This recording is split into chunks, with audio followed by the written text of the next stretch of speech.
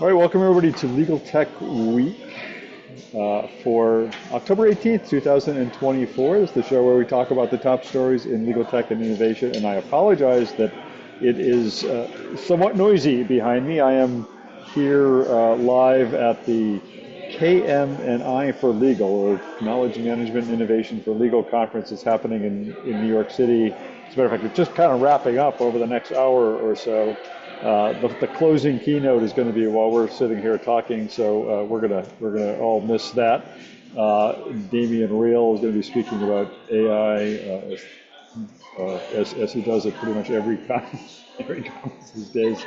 So, but the good news is I've roped both Greg Lambert and Steve Lerner, who are here at the conference with me, into joining us today. Although we're kind of all in different spaces here at the conference, but I will do as much muting as I can here to try and keep the sound down a little bit. But why don't we kick off before we get to today's topics again with introductions, and let's start with our guest panelists today. Steve, you want to go first? Yeah, hi everybody. I'll try to stay muted too. I'm here at the conference. Stephen Lerner, senior reporter from Law 360 Pulse. And Greg.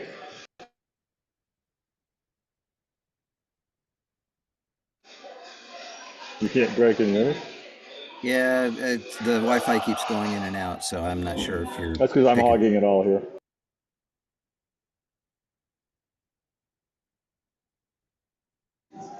All right, maybe not Greg. Greg. Mark. Yeah. That little booth is not working. Can it be the booth? All right. While Greg is moving, Victor, you want to go? There's Greg. Oh, there's Greg. Oh, here we go. All right. Here you go. Say hello. Say hello. All right. You want to just sit? Why don't you just sit with me? Okay. Yeah. Just sit with me. Here. I'll be right back. All right. I was wondering where he was going. I was like, what? He's like right next to me here. It's the funniest thing. So where is he? I don't know where he is. He's frozen. Right. He's frozen on the screen now. While he's frozen on the screen, for perpetually frozen. While he does that, Victor, why don't you introduce yourself? Sure. My name is Victor Lee. I am assistant managing editor for the ABA Journal. And Joe. Joe Patrice from Above the Law and the Thinking Like a Lawyer podcast. I am happy to be no longer in Texas, where I was for 2 weeks. Mostly for things that I wanted to be there for, partially for airline issues, but I'm home now, finally. Awesome.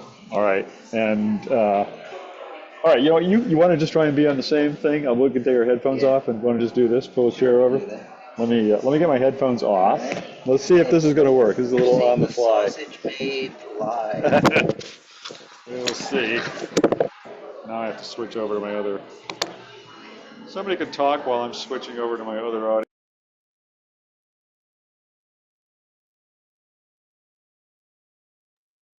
Yes, I guess somebody else should talk. That was our cue to do that. So yeah, we are gonna talk and fill a little bit of time here. I can talk about my. Oh no, here we go. They're back. Or maybe not. Oh, there we go. Yeah. Can you hear me? Yep. Can. Oh, all right. Not too loud here, but good. Okay, good. So here we are, the happy duo. This is actually reminiscent of, or a good segue in a sense to what I kind of wanted to talk about, which I thought it would be fun to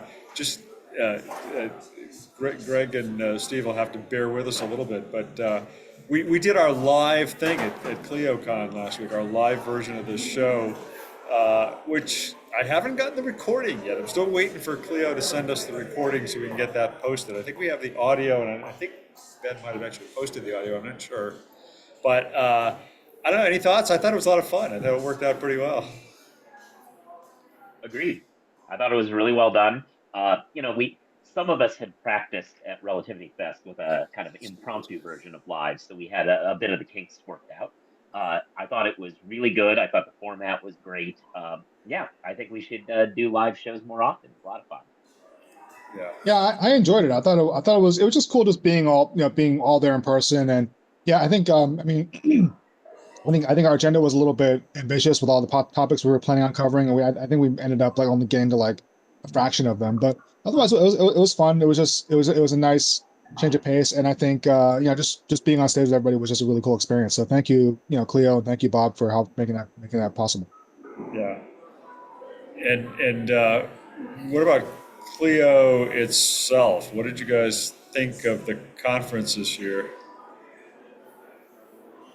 I liked it. I think that in some ways, one of the takeaways I had was that if I were a user, I would have been very excited about the conference. As a journalist, it was a little less so, largely because the big stuff that they were announcing was stuff that we'd seen before being built up, and the fact that like things like Clio Duo becoming now available, and we'd seen it in its process, and the fact that it's now available, from my perspective, is yeah, but I already wrote about that.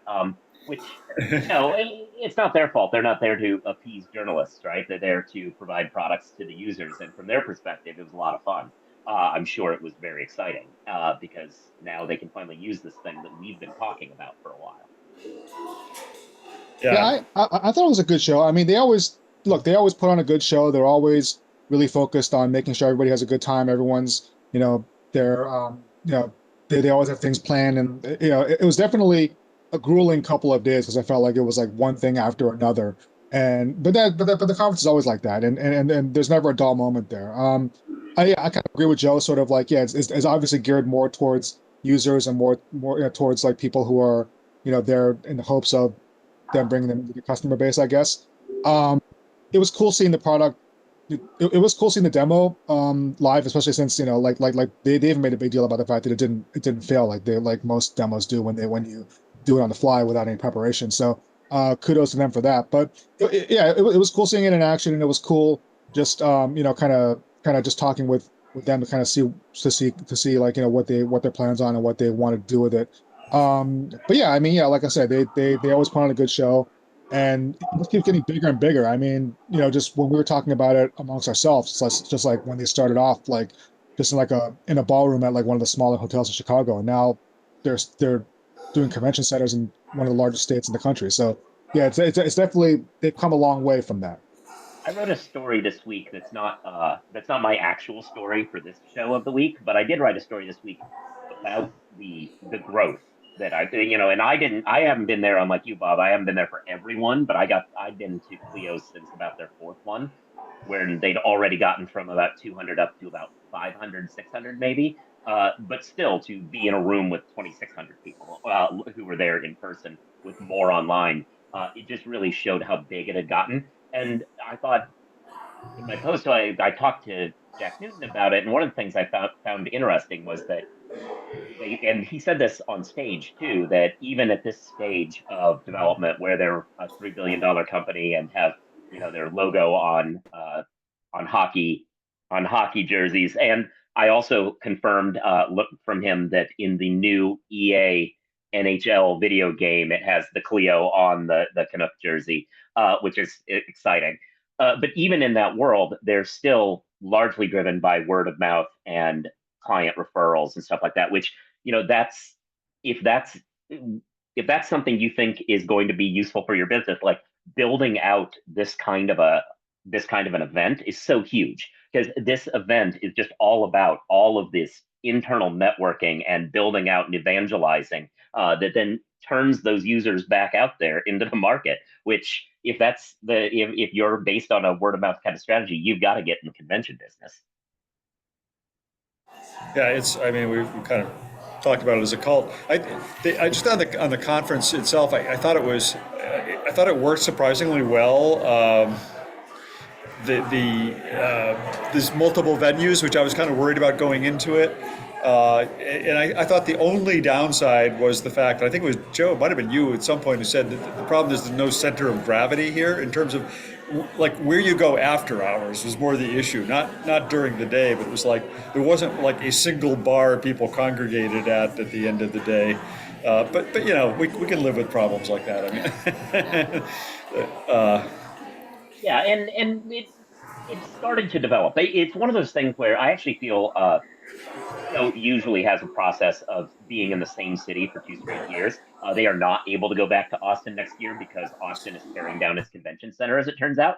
But that's one of those kinks that is so useful about that process of being there 2 years in a row, is that by the second year, you have developed your center of gravity. I even felt by the end of this show, which is all too short, you're pressed in there for a couple of days. But even by the end of this show, I think we had worked out a center of gravity. We'd found bars nearby that we liked and places where we knew we could meet up.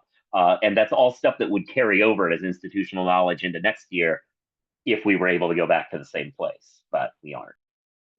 But Joe, that's because whatever bar you go to becomes the center of gravity. So True. Well, how did 6th Street compare to Broadway from ILTA? It's kind of different, isn't it? So yeah, a little bit. Although we didn't actually spend much time there. We spent time on now. What's the street that Bangers was on, where one of their big events was? I can't remember, but that's also a big Austin street. And we ended up spending a lot of time there. We had an after party down there. Can't remember the name of it if anybody in the chat does. Yeah, Rain Street or Rainy. I don't know how to pronounce it, but yeah, that was where we ended up spending more of the time, and I thought that was a lot of fun. yeah, I thought the other interesting I wrote about. I don't know if you guys wrote about this, but this what I called sort of the sideshow of the AffiniPay MyCase whole thing, because they were Austin is their hometown, and they welcomed all the Clio attendees to their hometown in a big way. In a lot of ways, they had signage all over the airport. They had the little. The bicycle rickshaw things, whatever they call them, escorting people around from location to location. They had a nice party of them of their own with a top barbecue chef from Austin there cutting the brisket and serving the brisket. So that it was a kind of a funny thing I thought going on at the same time. It was an interesting decision. I mean, I don't know. Like, look, I understand that this show was in the same town that one of their, that Clio was in the same town as one of their rivals is headquartered. But it's not like this is a local business by any stretch of the imagination. It's not like they're competing for the Austin turf or anything. I really didn't quite understand why one would take that as a slight that they were in Austin, unlike if it was some other kind of business. So I thought it was contentious for unnecessary reasons, was what I would say. Yeah, I actually kind of thought they played well, like at least publicly. Like I mean, like FiniPay had their events that it wasn't like people were told not to go. They had their table at the dinner we went to. So yeah, I mean, obviously, yeah, there was that sort of like acknowledgement. Okay, like okay, they're there. These guys are here. They're over there. But I didn't get the sense that there was like any kind of like real animosity, because I think kind of like what Joe said, it's like it's not like they're battling it out for like a small little piece of turf. Like they both have their market shares, and it wasn't like Clio being there was gonna cause AffiniPay to like go out of business or something. And it's look, it's like playing in a, to borrow a hockey analogy, it's like playing in a hostile arena. It's like, I mean, you're going to go there, you're going to do your thing, and then you're going to get out. So I didn't think there was necessarily. But then again, I don't know what was said privately. So Yeah. and certainly people that we know, who are affiliated with one or the other, certainly felt a little bit of tension. So. I mean, and like the users of one, like the users aren't going to go to the other one because they're user of the one. I think it was, however, useful for the vendors who provide products that are agnostic between the two of them, and that's largely who these cross events were for. And I get that, and it's a useful way. If anything, I think it was useful for AffiniPay to have this event because a lot of their partners who are agnostic between the two products, they got a chance to entertain them without having to fly them out. So good for that. So maybe the legal tech companies all have to wear different colored jerseys depending on what city they're in at any given time or something. How would that work? Yeah. Well, so we know which ones are wearing the Vancouver Canuck ones, and then we'll just have to figure out what AffiniPay wears. And I think Thomson Reuters has already stolen the Midwest Princess colors, so I think we're covered on that. All right. Well, we are here at this KM and Innovation Conference, and I guess since we're here, let me just kind of get a quick take from Greg and Steve on this. Any thoughts? Any takeaways? Yeah. Greg, I can hold it for you. Okay.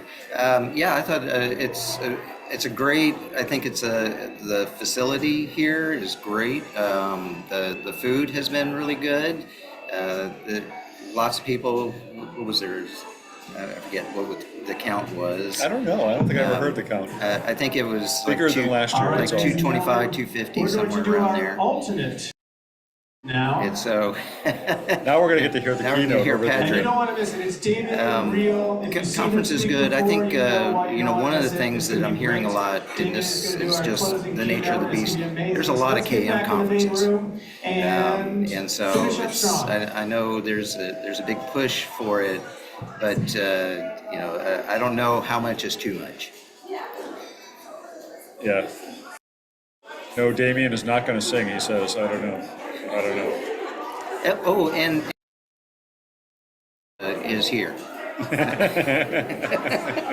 didn't hear that. You cut him off. Yeah. Steve, yeah, go ahead. Go. No, we didn't hear what Greg said. You hit mute. Oh, I was going to say, and to everyone's surprise, Damian Real is here. Yeah, but he's not going to sing, so he's about to do the keynote. The singing, in case anybody doesn't know what we are talking about, at the American Legal Technology Awards, they're called something like that. On the night before Clio, Damien was the master of ceremonies and got up and did a whole little set of standard Frank Sinatra and other standards, but all with legal tech related lyrics. That was pretty funny, and he's a surprisingly good singer. He's very good. Steve, what about you? Any takeaways on this conference? I mean, this blew me away, this conference. It far exceeded what I had expected. The sessions have been excellent. You go to a lot of legal tech conferences, and some of the sessions are pay to play. It's sponsor driven.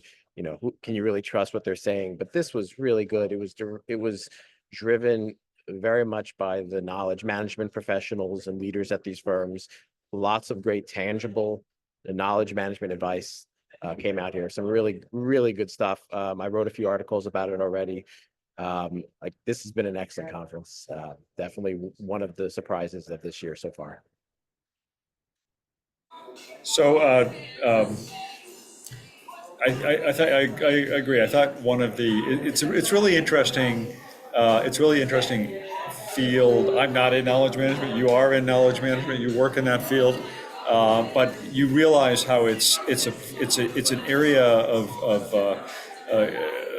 law firms that has just accelerated in importance and prominence over the last 5 to 10 years. I mean, it's been around longer than that. One of the events talked about here, the keynote speaker, Sally Gonzalez, who's retiring after a long career in this area this year. She's at Fireman Company now, but she's been in a number of roles.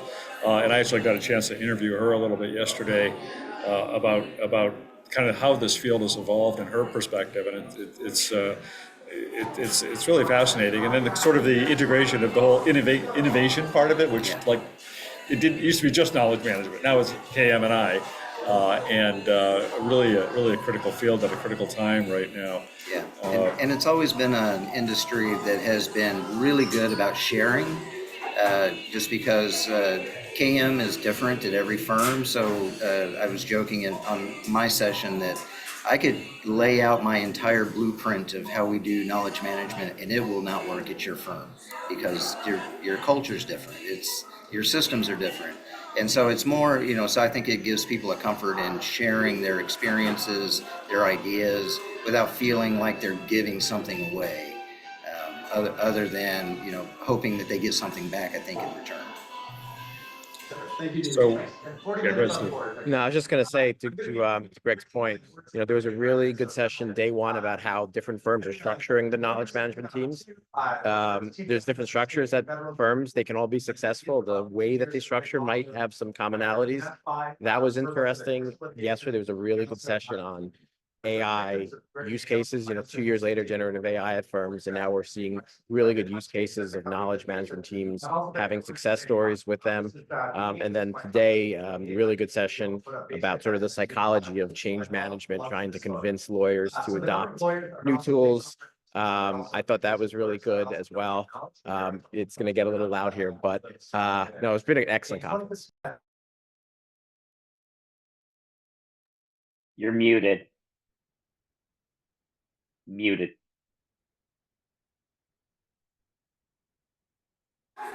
Yeah. Okay.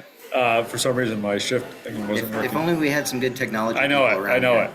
I know it. Said the guy who couldn't work the clicker this morning. So true. I was consistent. You were good.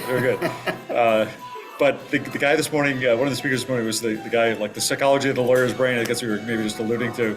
He was really fascinating. I had never heard of him even before. Really? Yeah, I don't know how I missed that. But basically, the psychology of why lawyers are so resistant to change and why it is so hard to get them to change. And some secret tips and tricks for how to manage that. So and I thought one of the interesting things that's new, because Dr. Larry Richards, this guy, lawyerbrain.com is his website. Really interesting stuff there. He's been like at my firm 5 or 6 times talking with leadership on trying to get to understand the psychology of each other. And so it's been a lot of fun, but there was a new wrinkle in his analogy, because you always hear about lawyers' lack of resilience, and how that we score like 3 whatever factors above the norm in that. But he was saying something about they're now measuring empathy. And he's saying empathy is dropping across the entire spectrum, not just in lawyers, but like across society over the past 5 to 10 years. And it's one of those things, as soon as you hear it, you're like, oh yeah, I can see it now. Yeah, that doesn't surprise me. The concentration of lead, I'm telling everybody. Yeah. The people who are currently of the age that they're in charge have too much lead poisoning. Yeah. There have been So studies. Before we get off of conferences, Victor, you picked out a story that you want to talk about this week involving the upcoming Legal Week, right? Or did I get that? Was that you who picked that up? Yeah. So my old boss, Molly McDonough, who said she was going to be here today, but I don't see her on the list. So she made a request that I talk about this, probably because I don't know, it's because of my knowledge of pop culture or whatnot. But yeah, so Legal Week announced this week that they got Rob Lowe to headline their show for next year, and he's going to talk about. So at first I thought, it's probably because he's played lawyers before. Like he was a lawyer. He was Sam Seaborn. He was in that weird show, The Lion's Den, where he was a lawyer at some corrupt firm in DC. And then he played Grinder. The Grinder. Yeah, but that was technically a TV star, right? He wasn't really a lawyer, right? But he was pretending to be a lawyer. So I guess right. So I thought maybe he was going to talk about his experiences and preparing for those roles. But no, he's talking about resilience and reinventing yourself, which, okay, I get, but considering, what he's come back from, back then, like a sex tape scandal was probably, good enough to end your career. But I also look at it like this. Okay, if you look like Rob Lowe, if you have talent like Rob Lowe, you're probably going to get a lot of chances in Hollywood, regardless of what you've done, unless you've done something really, really terrible that, you can't recover from. So it'll be interesting. So it'll be interesting to see what he says, how he frames it as a way of reinventing himself. And I'm sure the message will resonate with people at the conference. But yeah, call me skeptical. I was just like, I'm pretty sure that if I looked like that and I could talk like that and I could act like that and have comedic timing like that, then I would have several opportunities handed to me that I probably, didn't deserve or would not have gotten in any other lifetime. So we'll see how that goes. It also kind of calls to mind sort of like, it looks like, I mean, just with Filevine too, bringing in their big guns, Jake Gyllenhaal and Nelly. Like what are we seeing? I mean, with all the money that's being thrown around in legal tech now, are we going to see more of these type of headliners? And so I'd be interested what you guys think. I'm surprised Clio didn't bring out like a big A-lister for their event, but I mean, they've never really been about that. So so I guess that's pretty kind of on brand for them. So yeah, I was just kind of curious what you guys would think about that. Yeah, to hijack it a little bit, back to Clio. It is interesting. I've always liked Clio's approach to speakers, because they've always found people who are kind of like A-listers, but not like in the like pop culture kind of world, but like A-listers in weird little niches who then like don't seem like they have anything to do with law, but then turn out to be pretty good about talking about law, which I think is a little bit better than trying to force square peg round hole some of these actual celebrities into.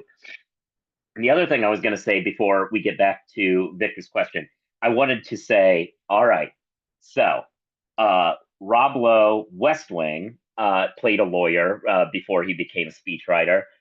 There was a fictitious firm that he worked for, but originally in the show, he worked for a real firm before they changed it to a fictitious firm, I assume because that real firm didn't like their name being used. What was the real firm Sam Seaborn worked at? Anyone remember? Was it? No, it wasn't Debevoise. No, Debevoise was where Josh's dad worked. Yeah, right. Yep.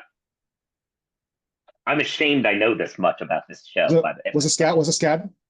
No. I will say this. At this point, it's also a fictitious firm. He worked at Dewey Ballantyne. Ah. I guess when he left, everything fell apart. All right, that's it for this week's trivia. Yeah, I don't know. My take, I never liked the big celebrity keynote speakers at conferences. I usually never even bother to go to them. Well, I did go to Jake Gyllenhaal, and he was actually turned out to be an interesting interview. But at least he was like recently and presumed innocent, and there was that, I guess. I don't know. But Rob Lowe, I don't know. Yeah, well, it's like the keynote that we had today was more of a motivational, writer, that type of keynote speaker, and these things are not for everybody. So everyone has kind of a different, appeal. And I know, like Bryan Cranston last year, there were a lot of people that don't look like us that were very happy to have, and so I think you get a certain draw. And sometimes keynotes are not necessarily meant to kick off whatever the theme is, but rather just to kind of get a feel going. And so I think, you just kind of look at things a little bit differently, and different things attract different people.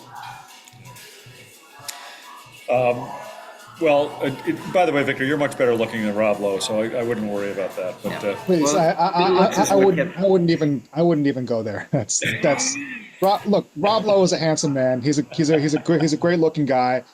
I don't know if it's genetics or if it's something else, but hey, whatever he's doing, more power to him. But I don't know what. Yeah, I don't really know what he has to add, what he's going to have to add to the discussion as far as legal tech goes. But look, I'll like I said, I'll keep an open mind and see how it goes. Yeah, I mean, as I just said, it's going to be awkward going to a legal tech conference where I'm not like the center of the thirst trap attention. It's going to be so awkward for me. We'll see how I deal with it. I think it's interesting. It's not uncommon at big technology conferences to have celebrities show up. It sort of legitimizes legal tech a little bit. I mean, back when I went to big tech conferences, I couldn't tell you who the big keynote speakers are in the tech industry, but I remember Tony Hawk being in the IBM booth. That was one of the most memorable things for me at a big tech conference. Had nothing to do with the technology, but it's memorable and it's good branding. Well, there I go. I don't know why my cursor keeps falling off my space bar and I keep not working.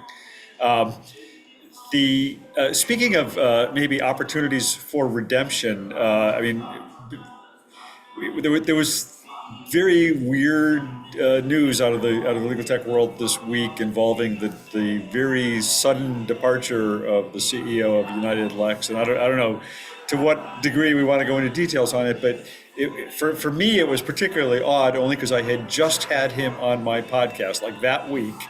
I had actually interviewed him a couple of weeks earlier, but the podcast got posted on a Monday, and it was like I think by Tuesday or Wednesday of the week, the company put out this announcement, oh, we have a new CEO, without any explanation as to what happened to the prior one. It turned out to be the allegations are fairly unseemly. I know Steve has reported on it. I've written a little bit about it. I know that Steve and I have at least have become the objects of all sorts of people on X directing messages our way, where videos have been posted essentially from this group that seeks to oust child predators by entrapping them to come to certain locations and then videoing them. And there was a video circulating that alleged to be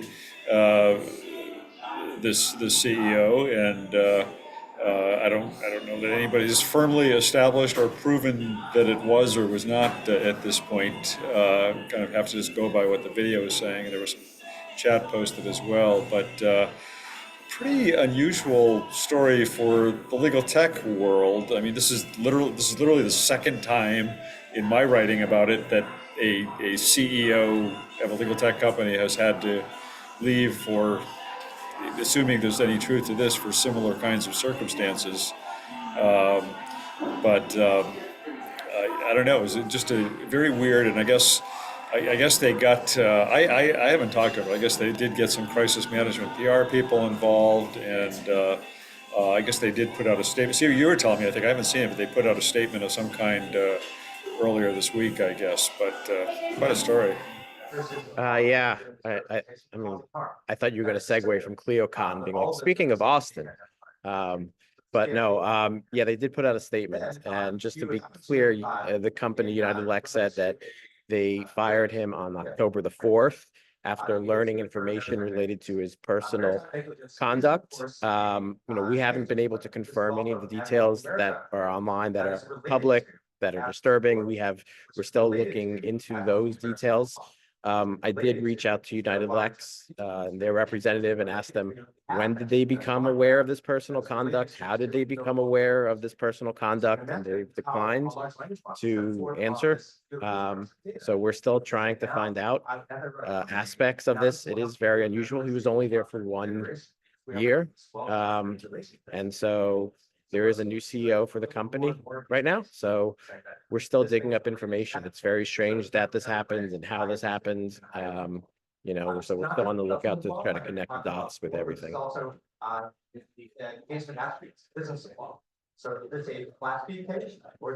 Yeah.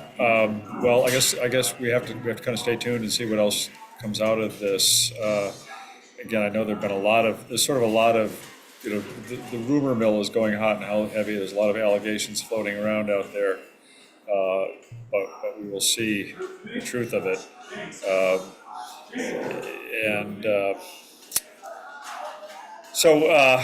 mean, look, if it's true, it's like, that's like one of the worst things you can be accused of doing these days in this environment, and like, with the way that people react to these things, especially in this day, with how it's used as how it's used again, as a political, football and whatnot. I mean, so yeah, I mean, obviously, hopefully it's not true, and maybe it was a lookalike or whatever. But yeah, I mean, even if it's somewhat credible, I mean, I can't see how that would allow him to continue. I mean, just the allegation is pretty bad.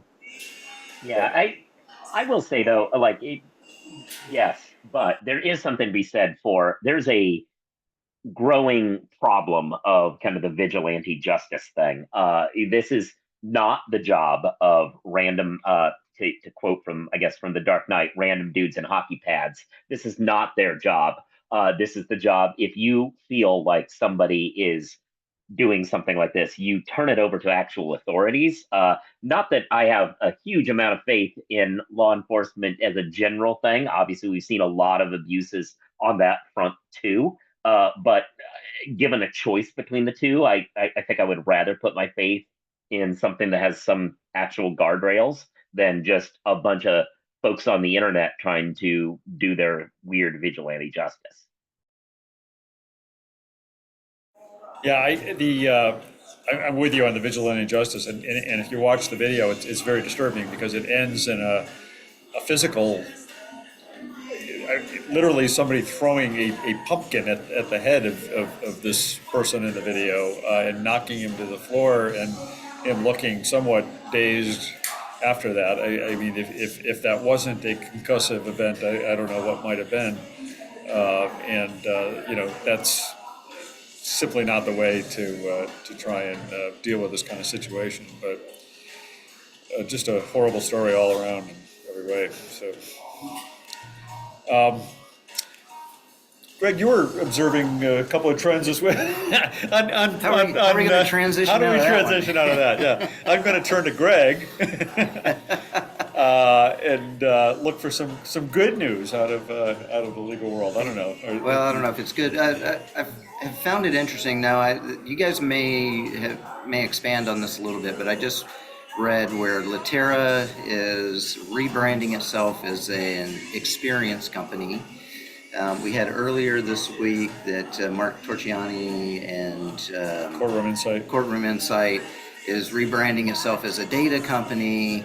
So, I mean, is there other? Is this just kind of this is that time of year that it's time to rebrand, or what's kind of the usefulness of seeing this? I don't know. These one word. We're now this right. One word.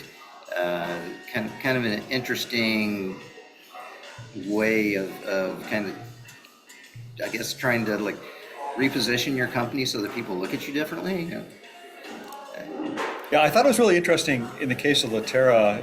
So in the case of Courtroom Insight, in a way, they've been kind of evolving that way for a while. I mean, they've kind of gone from their original product was, you know, almost like a Yelp for expert witnesses, I think, or something like that, where they had kind of reviews of experts and arbitrators and mediators, and they evolved initially into being kind of an internal law firm, kind of partly a knowledge management platform in a sense, and then more and more just aggregating this data, and I think they've been partnering to get more and more court data. So you can kind of see that transition. The Latera thing is fascinating. They've been having these like product presentations here, or vendor presentations, and I went and sat in on theirs. And I hadn't even been aware that they had made that announcement, but I was just sitting there thinking, remember when Latera was a document formatting company? I mean, that was really what they did. That's what they were known for. And now they've really backed off of that in a big way. So the last 4 years or so, they've been known as an acquisition company. Well, I was gonna say, is the experience being acquired? Because that was what I think of them. Yeah.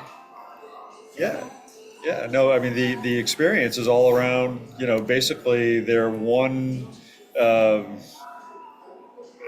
experience management, whatever they call it, platform. They've now announced. They've talked about a couple of different sort of products that are built around that.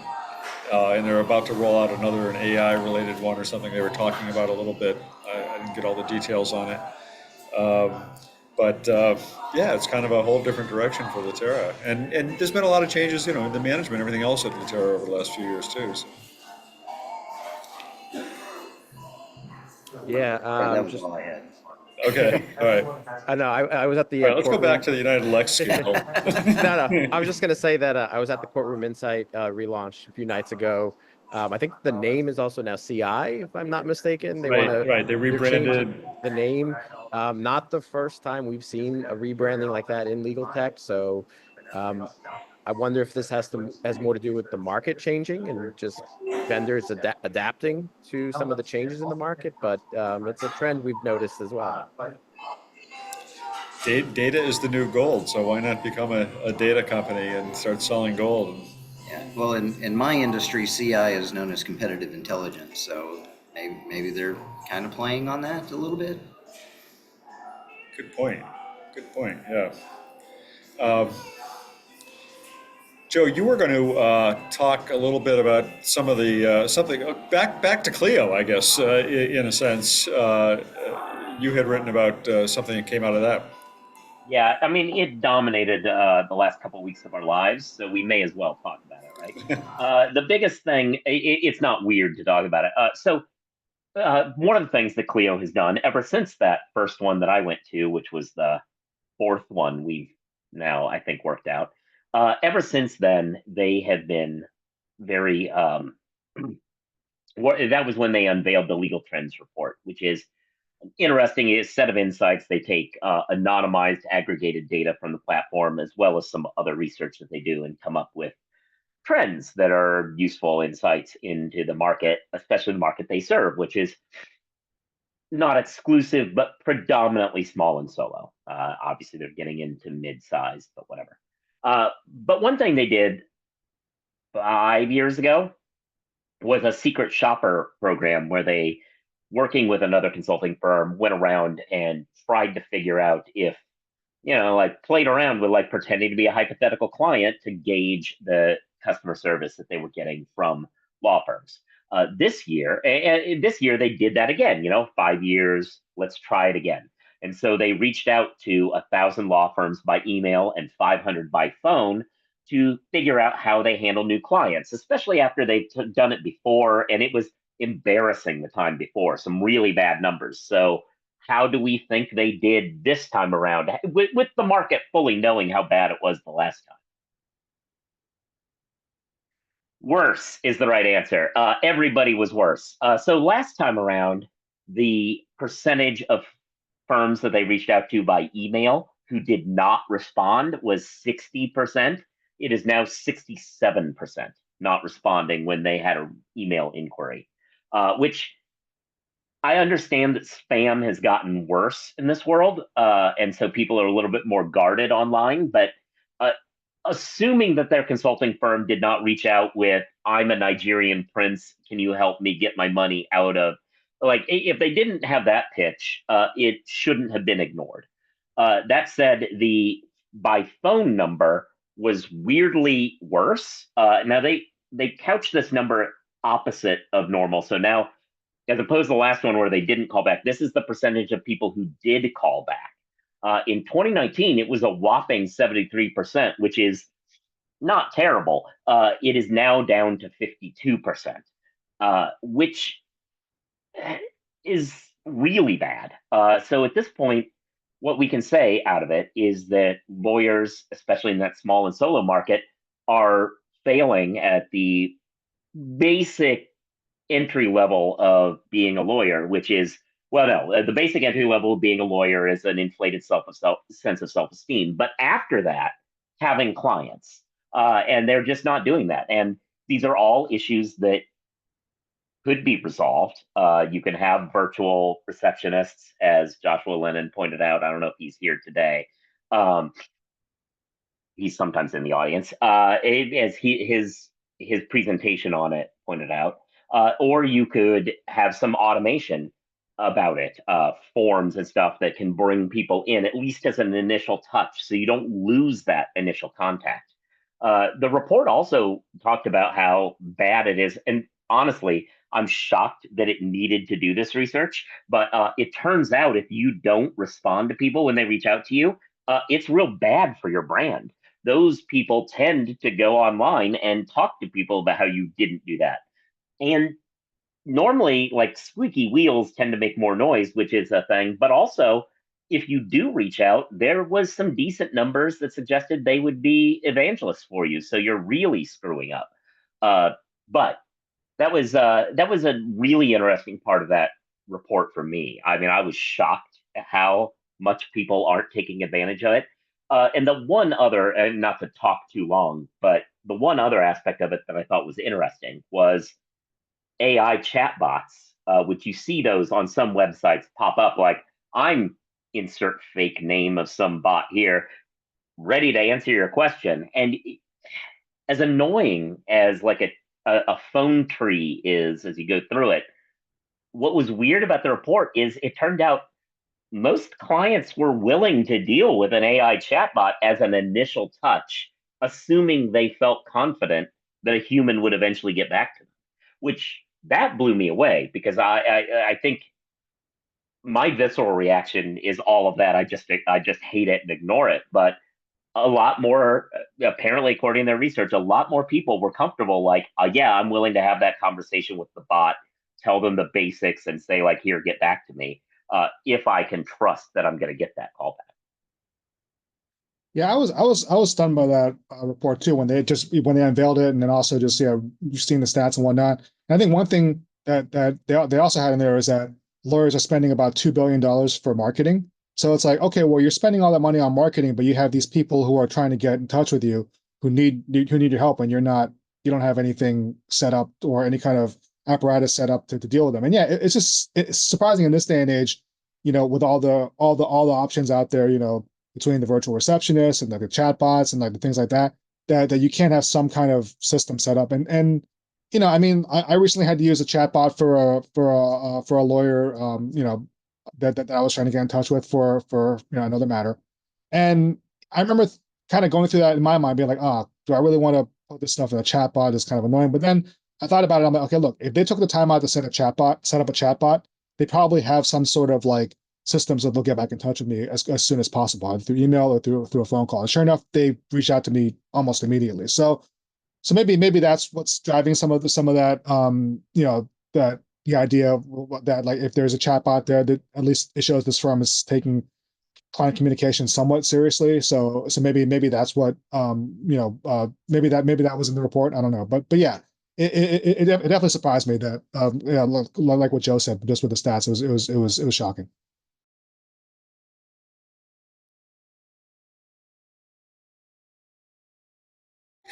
The other, there was some interesting things in the legal trends report this year. One, we talked a little bit on our live show last week, was the death of the billable hour, which Jack Newton kind of got up in his keynote and had this big slide, RIP billable hour, which the report actually didn't quite back that up. It did show more firms are using fixed fee billing, but it was still something like 70-something percent, 74%, I think maybe, are still billing most of their matters on an hourly basis. So it's not quite dead yet. But the other thing was the AI adoption numbers that it put out there, which it said something, I just added here, I think, that 79% of firms have adopted AI, they said, which immediately had alarm bells going off in my head when I saw that. And then when you dig down into the report, it's actually like, so 8% have adopted it universally, 17% say they've adopted it widely within their firm, 34% say they've adopted it minimally, and 21% say they've adopted it partially, which might mean they used ChatGPT once. I don't know what that means. But I mean, the almost 80% of firms have adopted AI seems way off the charts to me, like just not reflective of anything I'm hearing at conferences or in conversations with lawyers or anything else. I just wonder what other people thought about some of those statistics. When I first saw it, I thought it was the same complaint I had years ago when I first heard about the legal trends report, which is I find it very interesting, but I constantly take it with the grain that is, to the extent it's based on Clio's anonymized aggregated data, I assumed that it was going to be like tilted towards tech savvy, bleeding edge lawyers, then those folks, I think among Clio's clientele, maybe it is 80% among the people who are actually like the kind of people who get Clio and do that. People who are still working out of a shoebox full of like their library cards of their CRM, or what a Rolodex, I guess is the word I'm looking for. Those kind of people, yeah, they probably aren't using AI, but they're also not part of this survey. Yeah, that's fair to say. Steve, I know you wrote about the UnitedLex thing this week. Was there anything else that you wrote about this week that you wanted to bring up or talk about? Good question. The only thing else, I mean, we really haven't even talked about it so much here. It's the whole Dye and Durham issue they're having with one of their investors. I'll go over real quickly. So they have an activist investor on their side. Trying to pick a proxy fight with them for months.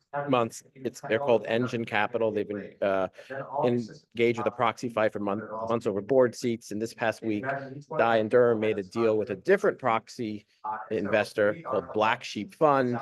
And so the day after, Engine made a really interesting pun about the whole deal. I'm just going to read what they wrote. In Dye and Durham's attempts to pull the wool over shareholders' eyes, it finally appears to have gotten a black sheep. This fight's been going on for months. They finally have an annual meeting in a few months to settle this. I give them props for the pun, though. That was pretty clever. I was going to say that's good, and to add one more thing to Bob's last bit, I will say the lot when you mentioned the death of the billable hour. If anyone wants to hear more about that, when the live episode is live, whether it's by video or whatever, Stephanie and I had an argument about that I conclusively won, and I can say that because she's not here. Yeah, that was actually kind of fun. That the format we used for the live show was, instead of just sort of like sitting here chatting about what happened this week, we actually took sort of a point counterpoint approach to a bunch of different issues and assigned different panelists to kind of take the lead on the pro or con side of the argument. And it was a lot of fun to do it that way. I think we got to do some more of that on this show. And the trouble is we so often agree on things that it's hard to do that very often. What lawyers have to do, right? They have to argue. Sometimes they have to argue on behalf of clients, or points that they don't necessarily agree with, but they have to do it because they have to represent their clients.